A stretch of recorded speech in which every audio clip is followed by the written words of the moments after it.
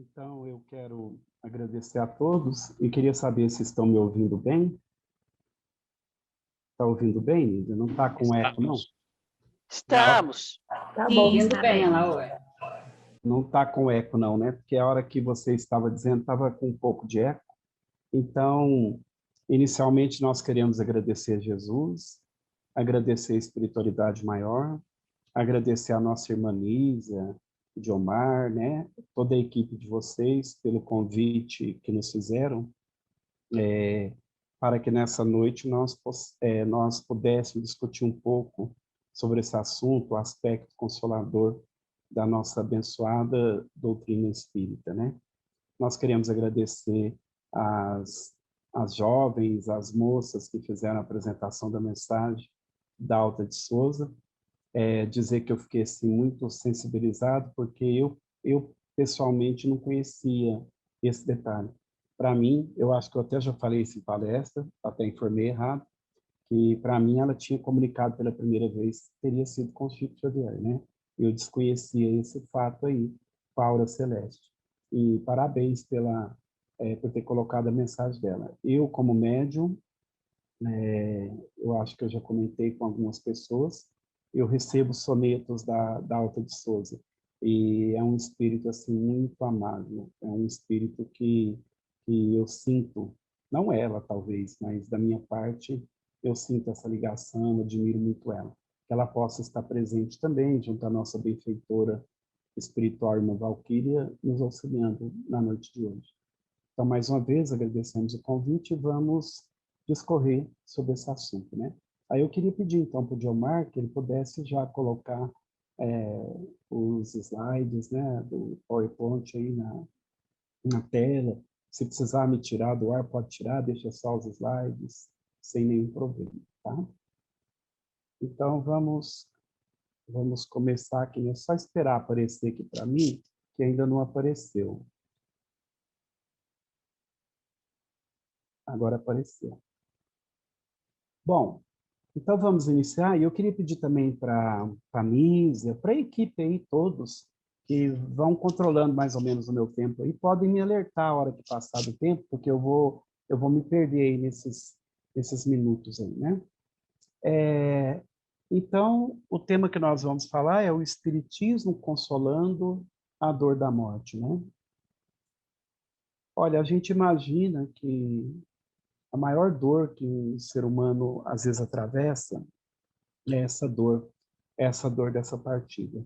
Essa semana mesmo, no início da semana, nós tivemos a mãe de uma amiga nossa, da nossa equipe, que desencarnou por Covid. E nós fomos ao sepultamento só, porque nem velório pode ter, né? Nós fomos ao sepultamento e lá ele comentou isso comigo. Por mais que nós sejamos espíritas, tenhamos conhecimento, é uma dor difícil, essa dor dessa separação momentânea, né? É uma dor extremamente difícil mesmo. Então,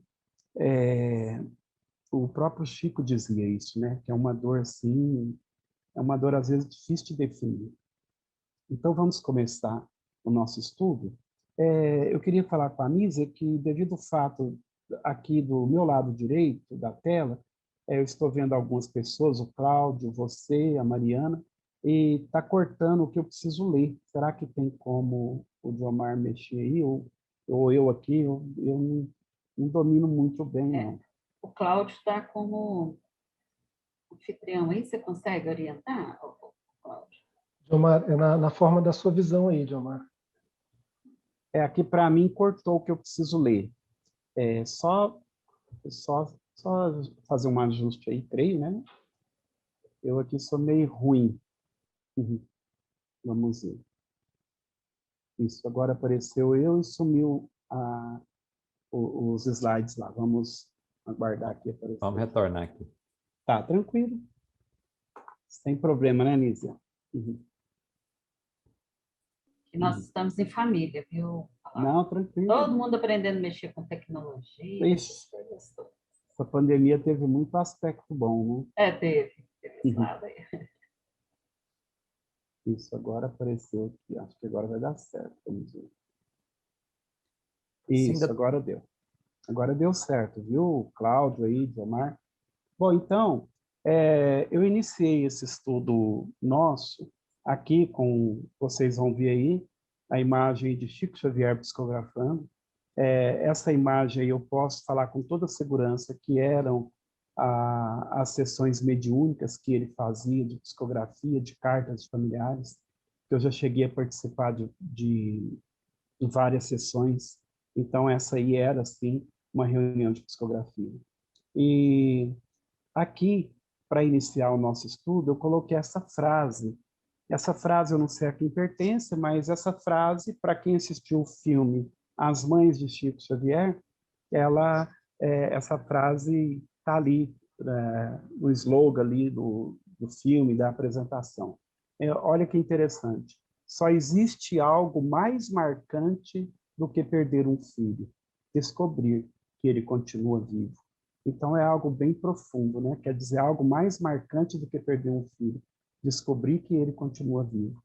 E nós vamos perceber ao longo dos nossos estudos aí que o Espiritismo nos dá essa certeza. Uma coisa que eu queria destacar aí, olhando para a foto do Chico, às vezes muitas pessoas não observam, não têm essa curiosidade, e até já me fizeram essa pergunta.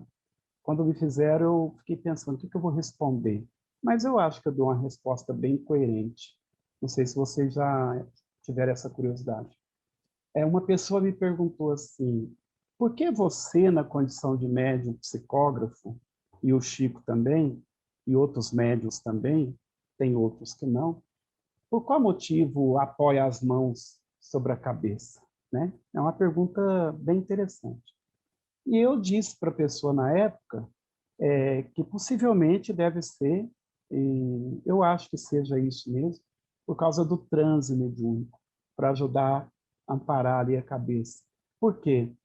A gente percebe que o Chico, por exemplo, o Chico ficava difícil definir qual psicografia que ele tinha, se era intuitiva, se era inspirada, se era semimecânica, se era mecânica. O Chico trabalhava com todas as possibilidades mediúnicas. É o que a gente chama de flexibilidade mediúnica. Mas o Chico, geralmente, ele entrava em transe profundo. Ele chega a dizer que saía do corpo físico e os espíritos tomavam conta aí do seu braço, enfim, do seu psiquismo, né?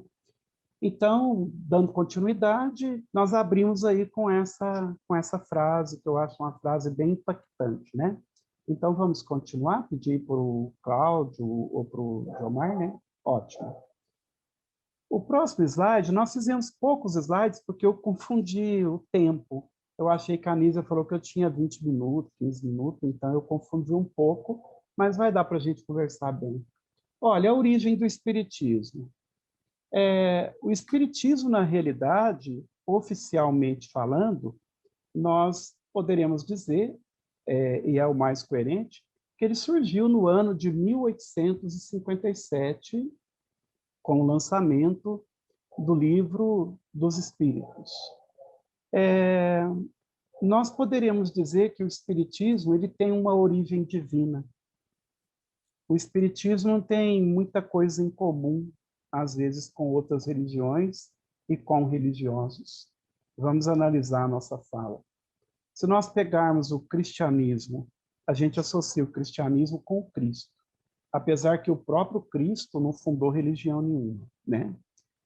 Se nós pegarmos o budismo, nós associamos o budismo com Buda, né? Siddhartha Gautama, e assim por diante. Quando a gente vai ver uma determinada religião, nós associamos com uma determinada personagem que criou aquela religião, que deu início naquilo tudo. Eu queria também abrir aí uma aspas, que talvez a nossa fala contrarie algumas pessoas em nomear o Espiritismo como uma religião, mas a gente lembra que o Espiritismo ele engloba o aspecto científico, filosófico e religioso. E o Espiritismo, na opinião de várias personalidades do meio espírita, inclusive dos próprios espíritos, né? Do próprio Chico, o Espiritismo é, sim, uma religião. Então, mas não uma religião, a gente deve falar aqui para esclarecer, não uma religião como nós conhecemos. Uma religião com paramentos, com rituais, com hierarquia religiosa, um chefe do espiritismo. Kardec sempre deixou isso claro nas suas obras, principalmente nas revistas espíritas, que no espiritismo não tem chefe, né? Mas, continuando o nosso pensamento, então o espiritismo ele é de origem divina. O espiritismo ele é considerado a terceira revelação. A primeira revelação foi Moisés. Tá? Está lá no primeiro capítulo do livro O Evangelho. A primeira revelação, Moisés. A segunda revelação, o Cristo. E a terceira revelação, o Espiritismo. Algumas pessoas dizem que Allan Kardec criou o Espiritismo. Allan Kardec não criou o Espiritismo. Allan Kardec não teve a pretensão, a presunção de criar uma nova religião. Mesmo porque, em vários aspectos, em vários momentos da sua vida, ele chega a deixar claro que o Espiritismo era uma religião. Mas lá para frente, no ano de 1858, na Revista Espírita, ele chega a tocar nesse assunto religioso do Espiritismo. Então, o Espiritismo ele é de origem divina. Quem é que teve a iniciativa de começar todo esse processo? Os próprios espíritos. Nós poderíamos dizer, certa ocasião, Karl Schutzl, por nosso intermédio, o espírito, ele dizia que, na ocasião, houve uma Pentecostes universal organizada para que o espiritismo fosse implantado. Então, o espiritismo surgiu por si só, por iniciativa dos espíritos. Allan Kardec apenas fez as pesquisas, codificou, tá? Então, deu para a gente explicar. E Jesus fala em João, no capítulo 14, no item 26, Jesus fala o seguinte, eu peguei só a parte do item 26, mas são vários. Eu peguei esse trechinho, ele fala o seguinte, mas aquele Consolador, o Espírito Santo, que o Pai enviará em meu nome, esse vos ensinará todas as coisas e vos fará lembrar de tudo quanto vos tenho dito. Olha, voltando à questão do aspecto religioso do Espiritismo, Chico Xavier sempre foi muito criticado pela cúpula espírita, as pessoas que acreditam que sabem muito. Ele foi criticado por quê? Porque ele foi criticado, eles atribuíram a ele o fato de ter transformado o Espiritismo no Brasil em uma religião. E eu me lembro que o Espírito Emmanuel, eu sei que vocês são todos estudiosos, sabem disso melhor do que eu, o Espírito Emmanuel, ele pegou, vamos dizer assim, ele pegou partes dos evangelhos da Bíblia Sagrada e destrinchou através da obra Fonte Viva, Vinha de Luz, Pão Nosso, e assim por diante. O Espírito,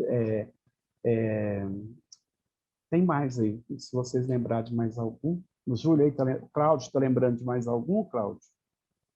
Tem Vinha de Luz, Pão Nosso, Fonte Viva, Caminho, Verdade e Vida. Então, ele pegou, ele destrinchou, ele analisou todos esses versículos nessas obras aí. Então, eu queria provocar uma reflexão aqui. Qual a doutrina que nós conhecemos na atualidade? Uma doutrina religiosa, um segmento religioso que analisa, que estuda com tanta profundidade quanto o Espiritismo todos os aspectos científico, filosófico e religioso. Nós vamos ver que não tem nenhuma doutrina que consiga ficar emparelhada conosco, os espíritas, nesses estudos profundos e gerais que o Espiritismo estuda. Então, eu volto a enfatizar, o Espiritismo é de origem divina. Ele surgiu no momento oportuno, no momento em que a ciência tinha um considerado avanço, e ele surgiu naquela época, e ele é o Consolador prometido por Jesus. E ele fala que, o próprio João fala, na fala de Jesus, fala que ele vos ensinará todas as coisas e vos fará lembrar de tudo quanto vos tenho dito. Quem estuda de maneira mais profunda o Espiritismo vai chegar a essa certeza de maneira bem questionável. Então, vamos passar aí para outra, né? Certa ocasião, eu estava na cidade de São Paulo, realizando um trabalho de psicografia, com cartas de familiares, assim como já realizamos aí na Nísia, né? No Paulo de Tarso. Aliás, eu queria agradecer também a equipe, porque todas as vezes que a gente foi aí, a gente foi muito recebido com muito carinho, com muita ternura, com muito respeito, né? Pelo nosso trabalho. E uma equipe maravilhosa que atuou ali nos ajudando. Então, eu estava na cidade de São Paulo participando de uma determinada sessão de psicografia, e um amigo meu de São Paulo, ele falou assim, olha, tem um escritor, eu posso até citar o nome do escritor, o escritor Eduardo Monteiro, que já desencarnou, ele gostaria de te conhecer, gostaria de ver o seu trabalho, gostaria de conversar um pouco com você. Você pode, em algum momento lá, conversar com ele sem problema nenhum. E houve um momento lá que nós conversamos. E uma coisa que me chamou muita atenção, e a atenção dele também com a minha fala. Ele, ele chegou em mim, conversamos muito, e ele disse que ele tinha plena certeza, através de estudos, que determinadas personalidades, que eu não vou citar o nome, do movimento espírita, principalmente contemporâneos de Kardec, que eles eram adeptos de determinado segmento espiritualista. E ele dizia que ele estava quase provando que Allan Kardec também e tal. E, na ocasião, eu falei uma coisa para ele que ele ficou um pouco intrigado. Ele, antes de sair, me cumprimentou, deu um abraço e tal, e disse o seguinte, realmente você está me fazendo pensar. Quando ele disse que determinadas personalidades do movimento espírita contemporâneos de Kardec e outros mais seguiam aquela doutrina espiritualista e tal, paralelamente ao espiritismo, eu disse para ele o seguinte, Eduardo, eu na condição de médium, na condição de espírita, médium não, espírita, na condição de espírita, estudando o espiritismo, como eu estudo, sempre estudei, há 38 anos já no espiritismo, eu não necessito de nenhum complemento.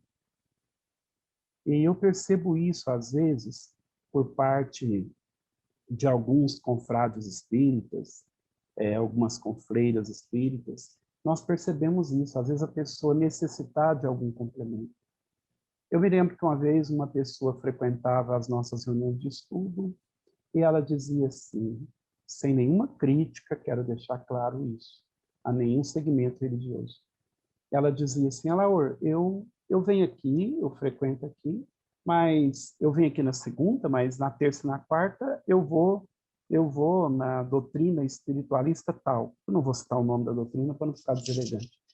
Aí eu disse para ela isso de novo. Olha, eu não necessito de nenhum complemento. O espiritismo me complementa por inteiro. Eu não tenho necessidade de buscar em nenhum lugar esse ou aquele complemento. Eu acredito que é o caso da Anísia, é o caso do Cláudio, é o caso de tantos outros aí, porque essa doutrina é uma doutrina maravilhosa. Ela complementa tudo que a gente precisa. Pelo menos essa é a minha avaliação. Então, baseado nisso que eu estou dizendo, que o espiritismo complementa por completo, não tenho necessidade de buscar nenhum complemento em nenhuma religião, em nenhum lugar, eu queria dizer a lógica impressionante do espiritismo. É uma lógica impressionante a qual o espiritismo é fundamentado. Muitas pessoas que não conhecem o espiritismo acham que o espiritismo é uma doutrina de fanático, o espiritismo é uma doutrina de pessoas que têm a razão um pouco comprometida ou coisa do tipo. Nós sabemos que o espiritismo é baseado em experimentações científicas. Houve, na época de Kardec, contemporâneos de Kardec, que estudaram o espiritismo a fundo, o aspecto científico. Eu estou me lembrando aqui de um grande pesquisador, que eu tenho certeza que o Cláudio, a Nísia, eu próprio, o Diomar, enfim, todos que estão aí, que têm um certo grau escolar, deve ter estudado William Crookes, quando ele fala dos raios catódicos. Me parece que a gente estudou isso aí ou em biologia ou química ou física, não me lembro. Se vocês lembrarem aí, pode dar um toque aqui, viu? Então, William Crookes, que foi estudioso dos raios catódicos, ele fez também uma pesquisa que perdurou por mais de 3 anos com aquela médium, eu confundo às vezes o espírito, a médium com o espírito. A Florence Koch me parece que era a médium, né? E o espírito, vocês lembram qual que era o espírito? Eu estou tentando lembrar aqui, aquelas pesquisas que ele fez. Você lembra, Nise, ou alguém está lembrado? É a Kate? Kate King? É, Kate King, exatamente. Ele fez uma pesquisa impressionante com aquele espírito. Ele chegou, nos trabalhos de materializações, ele chegou a escutar a pulsação do espírito, chegou a escutar os barulhos do pulmão, e, enfim, a temperatura corporal. Ele fez pesquisas impressionantes e chegou a mandar um relatório para a sociedade lá de Londres, dizendo que aquelas manifestações eram verídicas e tal. A par com ele, tem tantos outros. Aqui no Brasil, o doutor Hernani Guimarães, né, de Andrade, temos aí o doutor Sérgio Felipe, o doutor Alexander Moreira, enfim, tem tantos outros pesquisadores aí, pesquisadores que já desencarnaram e pesquisadores que estão encarnados. Então, o Espiritismo é o único segmento religioso que analisa esse aspecto obscuro, a morte.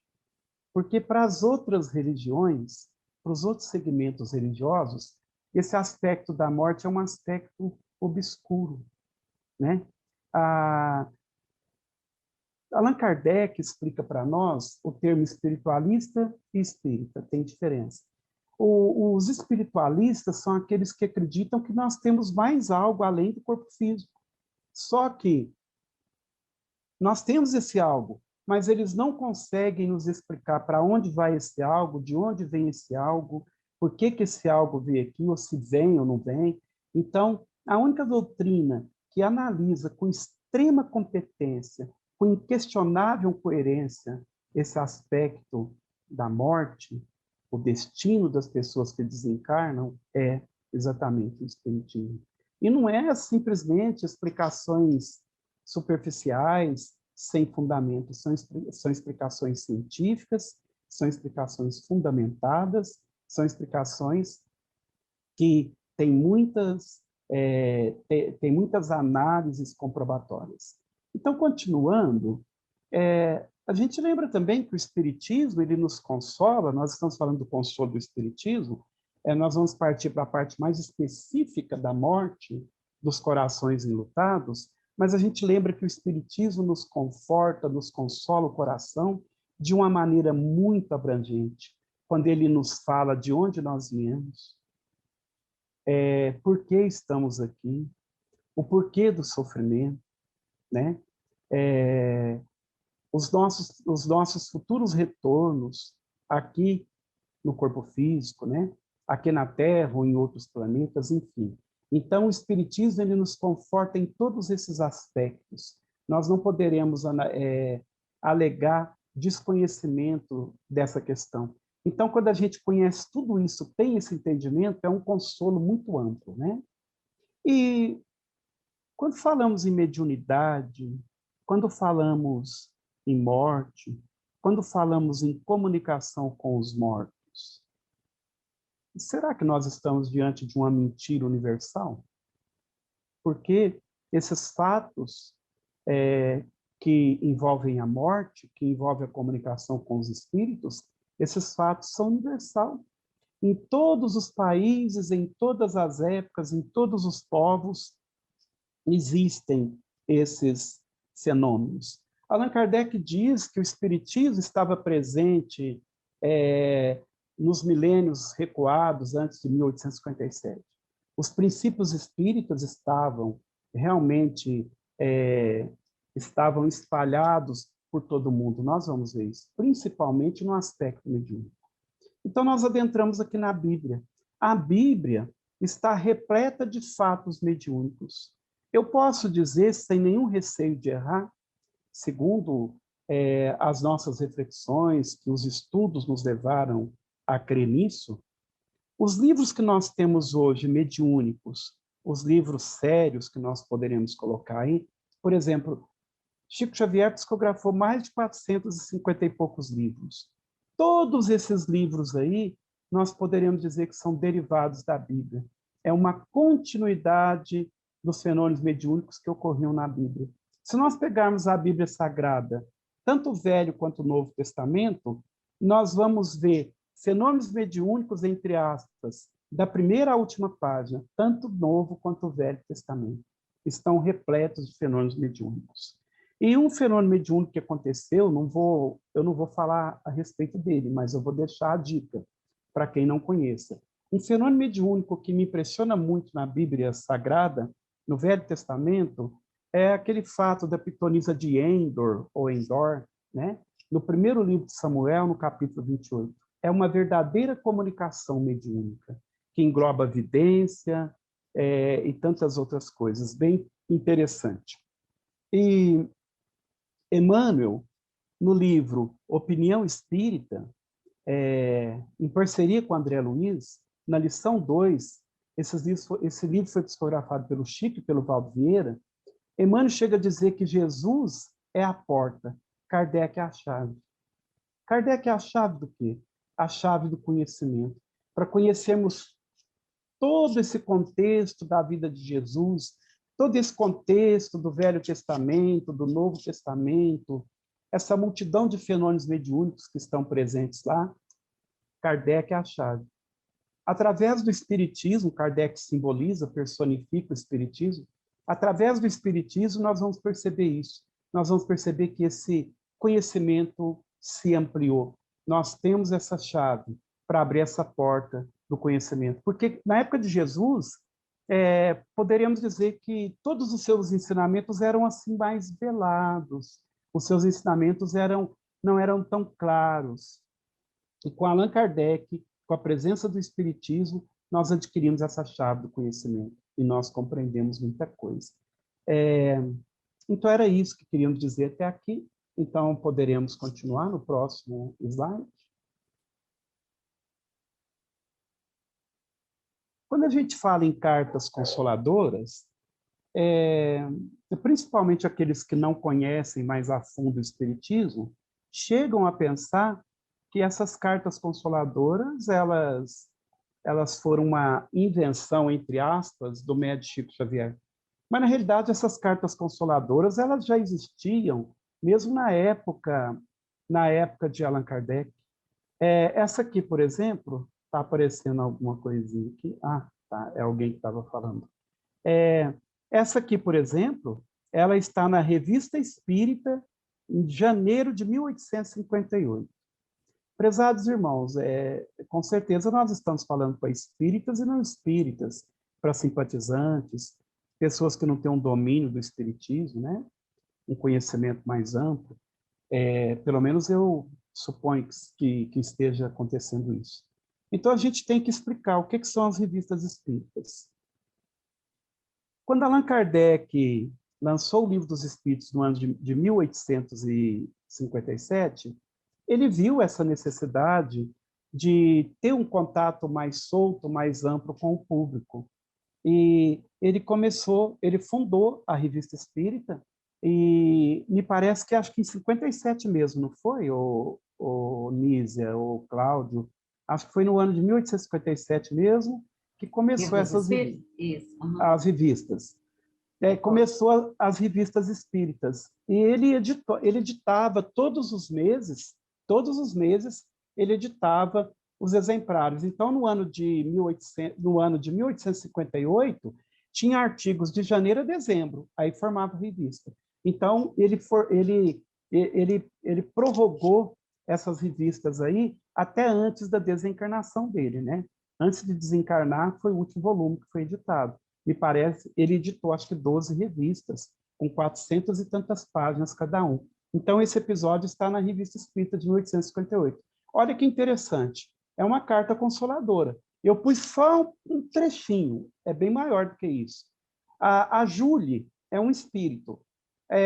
A Júlia tinha 14 anos, ela desencarnou devido a uma determinada doença, e a mãe, de coração partido, chorosa, desesperada, querendo mesmo que a morte acontecesse para que ela fosse de encontro à filha, ela, sabendo da possibilidade de ter um contato com a filha, ela participou de uma reunião junto com a médium, e provavelmente Kardec participou, porque eu não sei se esse relato é de Kardec. Ele fala que ele também participou dessa reunião. Então, a Júlia é o espírito. A Júlia fala assim, mãe, estou aqui. Aí a mãe fala assim, é mesmo tu, minha criança, quem me responde? Como posso saber que és tu? Olha o que ela responde, Júlia, e ela pôs na frente, Lili. Lili era um apelido familiar que só a mãe e ela sabiam. O médium não sabia, a presença de Kardec ali, parece que é Kardec mesmo, também não sabia, ninguém sabia desse detalhe. E isso é muito comum nas cartas que Chico recebia, que outros médiuns recebem, enfim. Então, o próprio Kardec faz um comentário ali, ó. Era um pequeno nome familiar dado à jovem em sua infância. Não era conhecido nem pelo médium, nem por mim, já que desde vários anos não a chamava senão pelo seu nome de Júlia. A esse sinal, a identidade era evidente. A mãe, não podendo dominar a emoção, explode em soluço. Então, o próprio Kardec faz essa observação em vista desse detalhe que, na ocasião, ele achou impressionante. Com Chico Xavier, isso era muito comum, mas muito comum. Acontecia fenômenos muito mais do que esses aqui.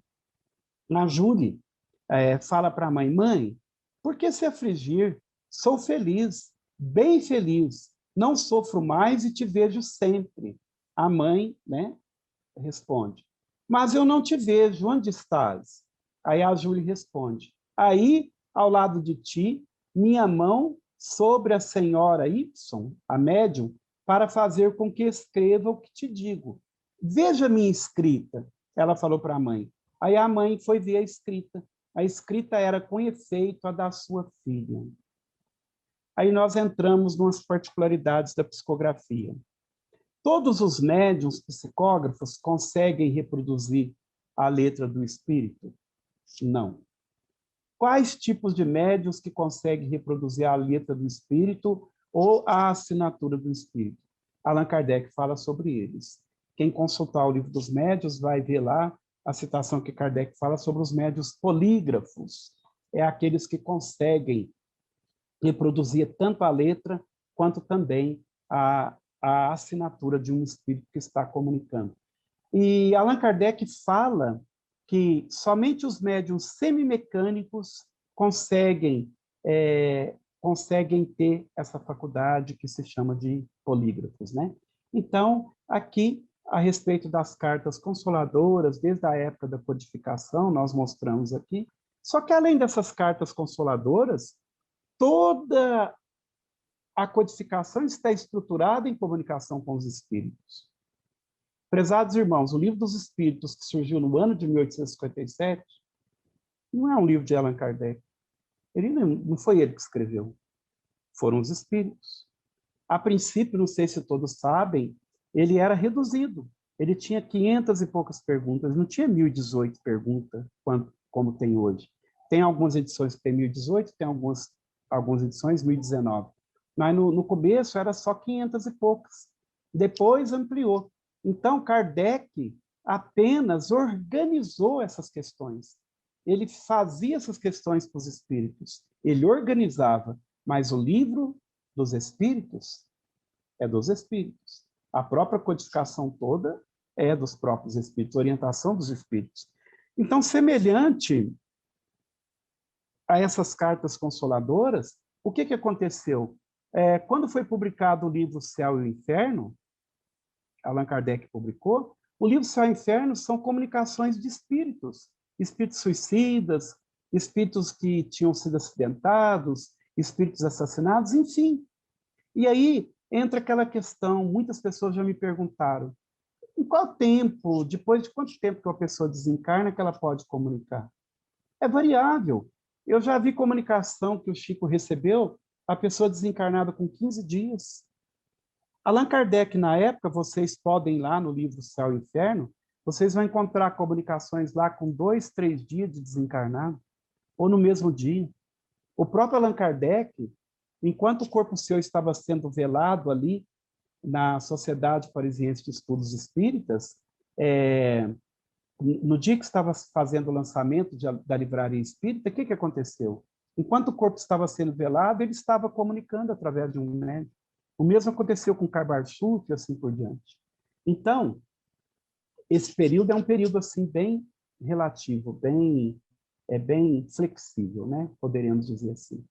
Então, quando nós falamos aí a escrita era com efeito da sua filha, nós conhecemos fatos pessoais mediúnicos em que a escrita e a assinatura era exatamente a do espírito, tanto por nosso intermédio como por intermédio de outros médios, mas principalmente por Chico Xavier.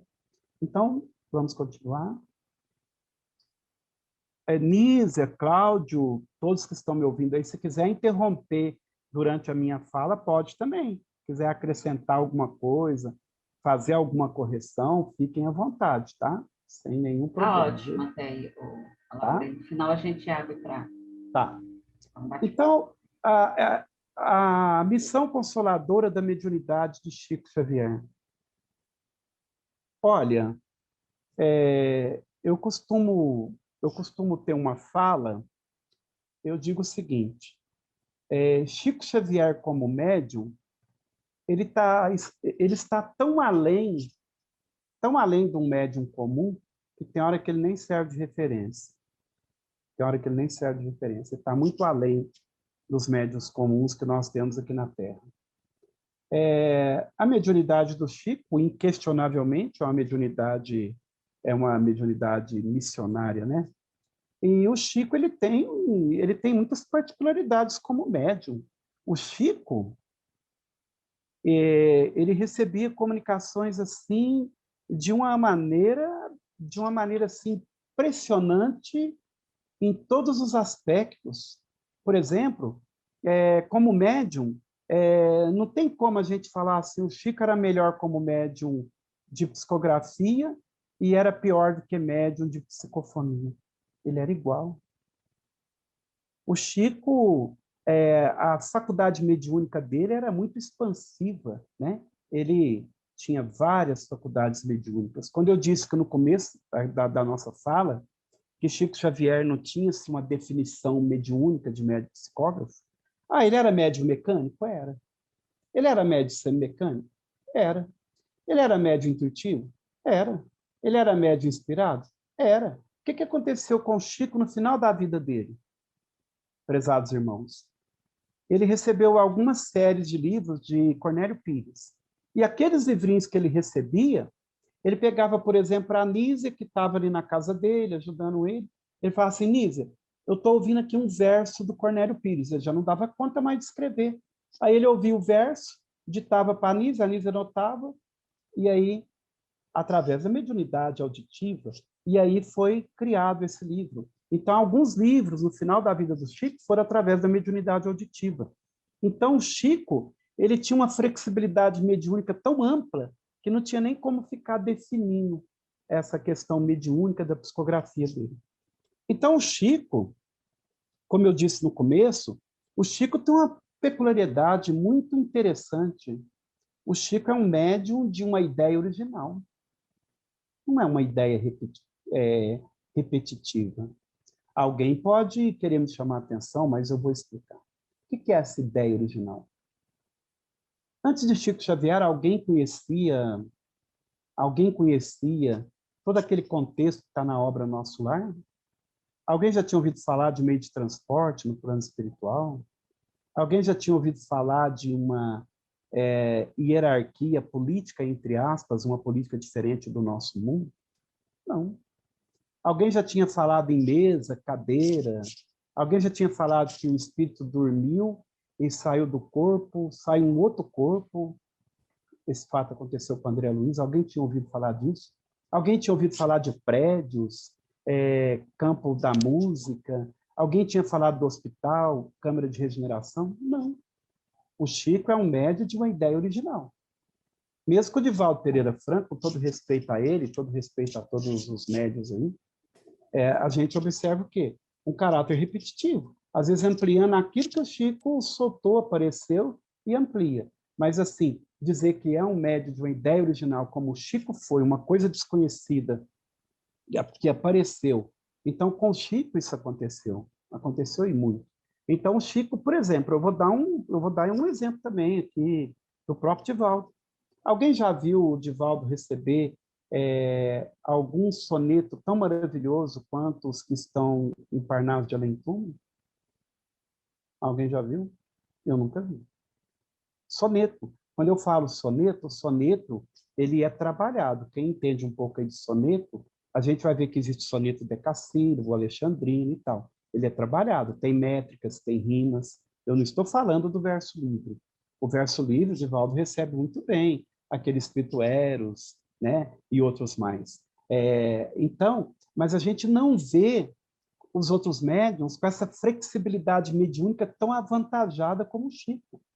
O Chico era um excelente médium em todos os aspectos da nossa literatura, no aspecto científico, aspecto religioso, aspecto filosófico. Quem já pegou o livro Emmanuel já leu?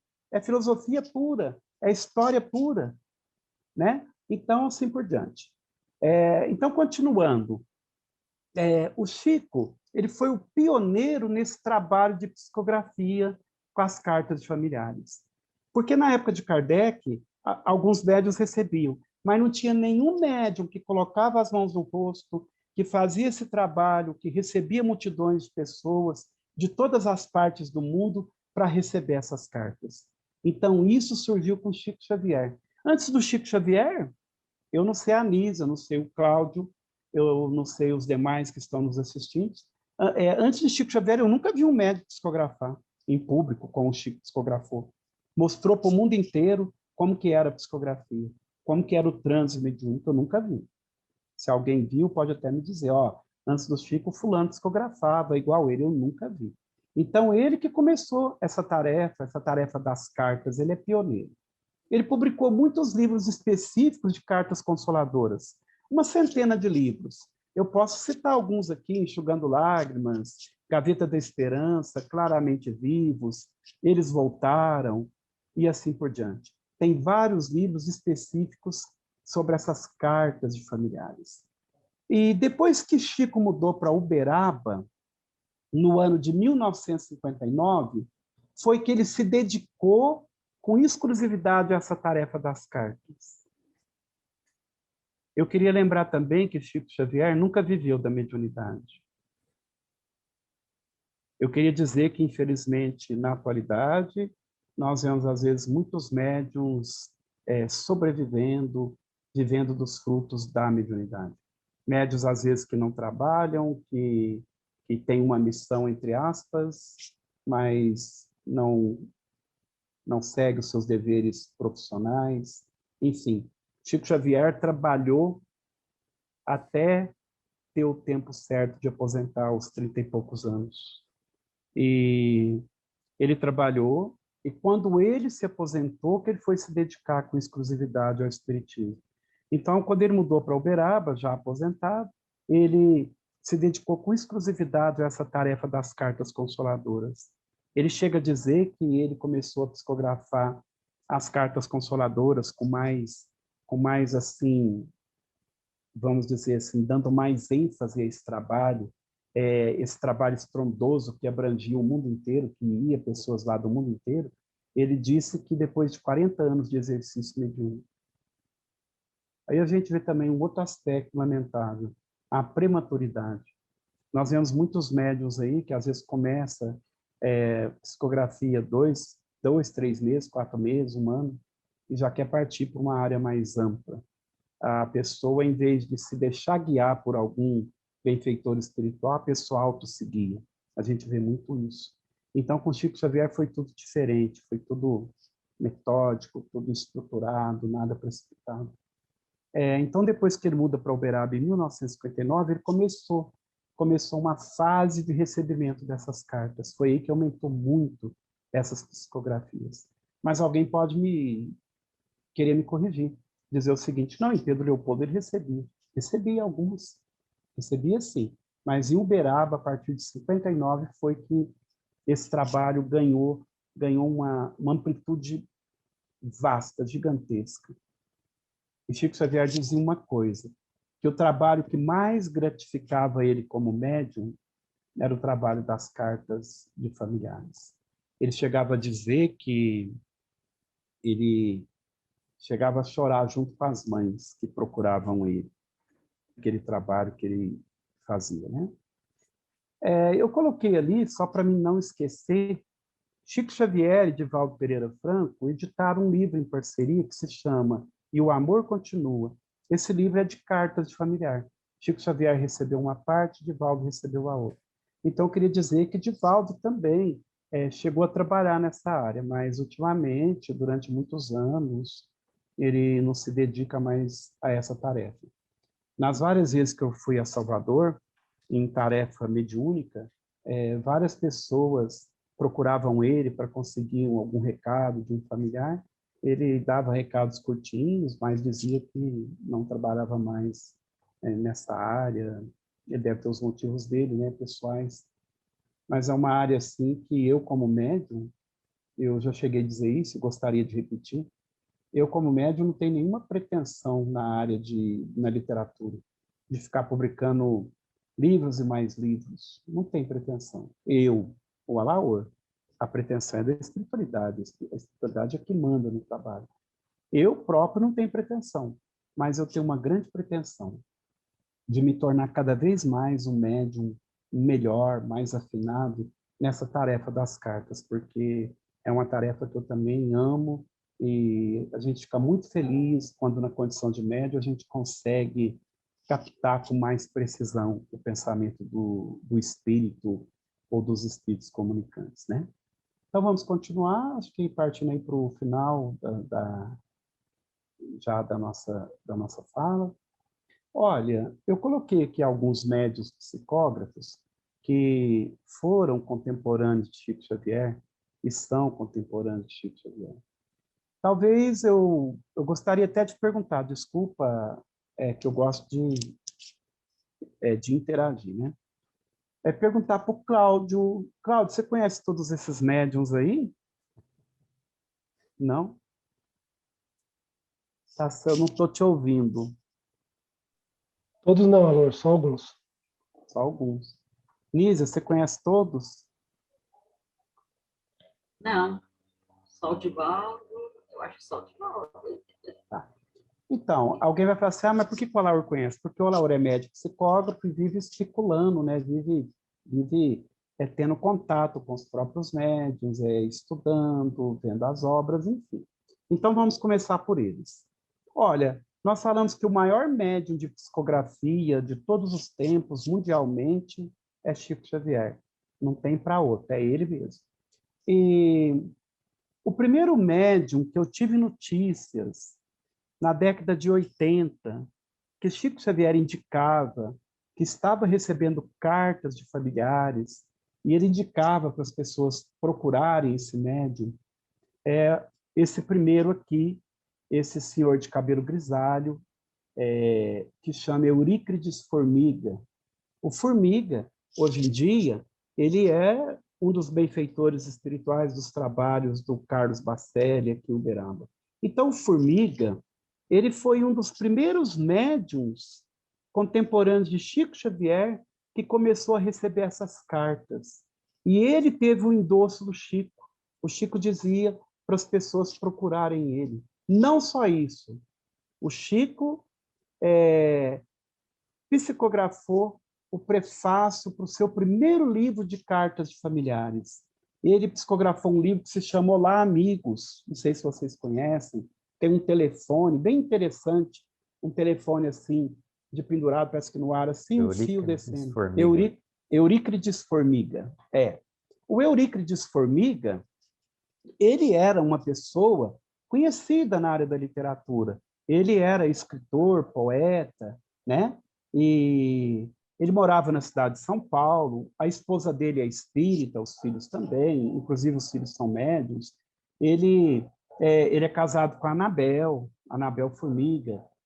Ele frequentava o Centro Perseverança da dona Guiomar Albanese, lá da cidade de São Paulo. Então, Formiga foi o primeiro médium que, na época, começou a receber essas cartas, endossado pelo próprio Chico. E lá no prefácio, me sensibiliza muito a fala do Dr. Bezerra, prefaciando através do Chico. Ele diz assim: abrem-se novos canais mediúnicos e as vozes do mais além se fazem ouvir com beleza e precisão. Olha que maravilha que o Dr. Bezerra falou. Abrem-se novos canais mediúnicos. Eu posso dizer que o Formiga, ele foi um divisor de águas nesse período, porque esses canais mediúnicos que o Dr. Bezerra falou, começou ali com ele, pelo menos que eu tenha notícia. Um trabalho semelhante ao do Chico. Um trabalho semelhante. Oi? Um livro famoso dele é o Motoqueiros no Além, né? Inclusive tem um trabalho junto com Eduardo Monteiro, que você citou aí. Isso, Motoqueiro no Além, é outro livro de cartas de familiares. Esse livro Motoqueiro no Além, que o Diomar lembrou muito bem, são só motoqueiros que desencarnaram, só motoqueiros. E esse livro, todos esses dois livros foram organizados pelo Eduardo Monteiro. Então, o Eduardo Monteiro fazia como faz com os livros do Chico. Quer ver? Eu vou dar um exemplo de um livro que é riquíssimo nesse encontro do médium com o familiar. O livro Claramente Vivos. A pessoa entrava, e eu queria também comentar isso, esse aspecto que as pessoas criticam, mas desconhecem. O Chico também fazia o que as pessoas, de maneira indevida, chamam de entrevista. O Chico conversava com as pessoas interessadas nas cartas. Ele atendia 100 e poucas pessoas numa fila e conversava com as pessoas. Ele ficava com uma pranchetinha, às vezes ele anotava alguma coisa, enfim. Era o mesmo trabalho que a gente faz, do mesmo jeito. Aliás, o nosso é do jeito dele, né? Então, na realidade, o Eduardo Monteiro conta que, às vezes, o Formiga estava lá dentro da sala onde as pessoas iriam passar por ele, e lá de dentro ele falava assim: olha, tem um espírito aqui, chama Marco Túlio, por exemplo, ele está falando que a mãe se chama fulana de tal, e ele está pedindo para a mãe vir aqui, ele está falando o telefone, é isso, isso e isso. Olha que interessante, o Formiga tinha essa capacidade mediúnica. Bom, o Formiga é esse primeiro aqui, não tem como eu apontar o dedo, estou apontando, acho que vocês não estão vendo, né? O Formiga é esse primeiro aqui, um senhor de cabelo grisalho. Deixa eu pôr... Laura, eu não conhecia, era ele, era a foto, mas a gente já ouviu falar muito. Já ouvi falar dele. Então, mas eu não conheço as fotos, essas fotos aí que você trouxe. Entendi. Mas bacana conhecer. O Formiga é esse, tá? Esse médium aqui também foi contemporâneo de Chico Xavier, na década de 80, mais ou menos. Esse médium aqui que morava em Vila Velha, no Espírito Santo, ele começou a receber cartas de familiares também. Esse médium é o Júlio César Grande Ribeiro, muito conhecido no movimento espírita. É um médium de uma capacidade mediúnica impressionante. Além de ser um médium psicógrafo, era vidente e era também um médium de efeitos físicos. Realizava as chamadas sessões de ectoplasmia, de materialização, enfim. Então, um médium também de uma extrema capacidade mediúnica. E assim como todos esses médiuns aqui, o Formiga, ele, o Divaldo, eles procuraram o Chico para pegar orientação, e o Chico mandou eles trabalharem. Então, ele tem um livro muito bonito, eu não estou lembrando aqui como que se chama especificamente o de cartas, mas ele tem o livro Jornada de Amor, tem outros livros também. Mas o de cartas que ele tem, eu já li também várias vezes. Eu estou vendo o Diomar ali, às vezes está pesquisando. Se ele pesquisar lá e encontrar o nome, pode falar para nós. Esse aqui é conhecido de todos nós, né? É o Carlos Bacelli. É o Bacelli, eu não estava conhecendo, era a foto ali também. O acho que está meio pequeno, é o Bacelli. Tá é o Bacelli, e o Bacelli também realiza esse trabalho de cartas de familiares já há muito tempo, né? com certeza também teve orientação do Chico. A gente lembra que o primeiro livro que o Bacelli... O primeiro não. O Bacelli psicografou uma série de livros em parceria com o Chico. E tem um livro que o Bacelli psicografou sozinho, que é do Formiga. E Emmanuel faz o prefácio o livro dele através do Chico, tá? Então, o Bacelli também continua com esse trabalho das cartas. Nós temos aqui uma outra pessoa que todos conhecem também, é muito conhecido no movimento espírita, é o médium Celso de Almeida Afonso, também contemporâneo de Formiga. Formiga e o Celso foram médios e o Júlio César, que o Chico indicava. O Chico, às vezes, não podia atender, mandava para o Celso, ou mandava para o Formiga também. E o Celso também fazia esse trabalho da psicografia, trabalhou com dignidade, se sustentava através do seu próprio emprego, um emprego humilde, de ourives, né? Até se aposentar. Então, ele conseguiu cumprir parte do seu compromisso mediúnico, né? Parte não, desculpa a colocação, parte não. Ele cumpriu, de repente, aquilo que se esperava dele, né? Mas cumpriu. Nós já tivemos, na época, minha mãe, uma carta do meu pai através da psicografia do Celso. Do céu. E de um irmão, meu irmão também. Então é isso. Essa senhora aqui, ela é pouco conhecida no movimento espírita porque ela se dizia mais espiritualista do que espírita. Essa senhora aqui, ela é pouco conhecida. Ela era do Rio de Janeiro, o nome dela é Dona Célia, muito famosa na área da psicografia. Ela tinha uma coisa assim que me impressionava e serve de exemplo para mim. Ela era muito discreta. Ela não aceitava que Rede Globo entrasse lá dentro da instituição dela para filmar, nenhuma televisão, nenhuma emissora de televisão entrasse lá dentro para essa finalidade. Ela recebia mensagens impressionantes. Ela, além de receber essas mensagens psicografadas, ela, às vezes, quando ia ler a mensagem, ela parava de ler e começava a ouvir mais um punhado de informação para as pessoas.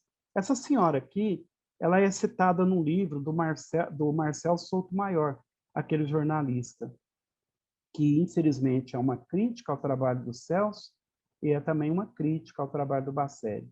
Ele fala dela, fala bem, né? Fala da capacidade mediúnica que ela tinha. Então, a Dona Célia era uma médium de uma capacidade impressionante.